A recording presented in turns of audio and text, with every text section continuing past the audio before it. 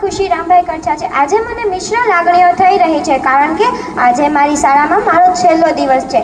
આ એ જ સ્થળ છે જ્યાં અમે મારા જીવનના સૌથી યાદગાર વર્ષો વિતાવ્યા છે। શાળાના પહેલા દિવસથી લઈને આજ સુધીના તમામ અનુભવો અમારી નજરની સામે તરી રહ્યા છે। રિસેસમાં મિત્રો સાથે નાસ્તો વહેંચવો, મેદાનમાં રમવું અને ક્લાસમાં મસ્તી કરવી, આ બધું હવે એક યાદ બની જશે। આ શાળાએ મને માત્ર પુસ્તકનું જ્ઞાન નથી આપ્યું પણ જીવન જીવવાની રીત પણ શીખવી છે। મને યાદ છે કે આ શાળામાં થતા વાર્ષિક મહોત્સવ, રમતગમતનો ઉત્સવ અને સાંસ્કૃતિક કાર્યક્રમમાં મેં કેટલા ઉત્સાહથી ભાગ લીધો હતો। સ્ટેજ પર કરેલી એ રજૂઆતો અને જીતેલા ઇનામો હંમેશા મારા હૃદયની નજીક રહેશે। મારી શાળાના તમામ શિક્ષકો ખૂબ જ સારા છે। જેસા સર, માલદે સર, કીર્તિ સર, પ્રશાંત સર અને નિશાંત સર ખૂબ જ સારી રીતે ભણાવે છે અને એન્ટરટેનમેન્ટ પણ આપે છે, આપણને પ્રોત્સાહિત કરે છે। પણ આ ત્રણ શિક્ષકો વિશે બોલ્યા વિના આ પ્રતિભાવ અધૂરો છે। ઇંગ્લિશના શિક્ષક પ્રશાંત સર વિશે કહેવું હોય તો હું એટલું જ કહીશ કે પ્રશાંત સરના ઇંગ્લિશ જેવું ઇંગ્લિશ મને બીજી એક પણ શાળામાં શીખવા નહીં મળે।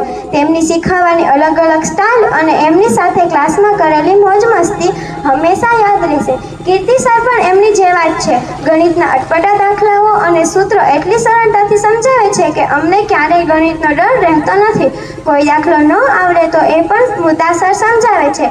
એમની સાથે પણ બધાએ આનંદમય સમય વિતાવ્યો છે। તેમની સાથે ઘણી બધી રમતો પણ રમી છે, તે ખૂબ જ યાદ રહેશે। હવે થોડા સમયથી આવેલા અમારા નિશાંત સરની વાત કરીએ તો એ ખૂબ જ રમૂજી છે। જ્યારે ગુજરાતી કે સામાજિકના પાઠ ભણાવે તો આપણે કંઈ સાંભળતા જ રહી જઈએ, પરંતુ એમની સાથે અમે થોડી જ રમતો રમી હશે અને ખૂબ જ મસ્તી કરી છે, તે અમને હંમેશા યાદ રહેશે।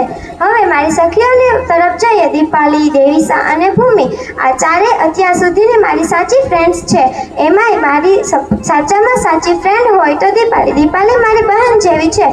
કોઈ પણ મુસીબતમાં હોય મારી સાથે જ રહે છે, સુખ હોય તો પાછળ અને દુઃખ હોય તો આગળ, મારી નાની બહેન જેવું ધ્યાન રાખે છે।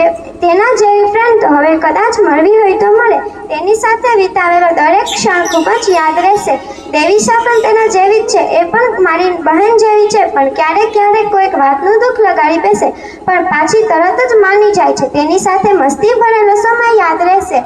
દિવ્યાની વાત કરીએ તો દિવ્યા પણ દેવીસા જેવી છે, ક્યારેક રિસાઈ જાય છે, તે પણ તરત જ માની જાય છે। તે મારા બધાથી જ નાની છે અને તેની સાથે કરેલો સમય પણ યાદ રહેશે।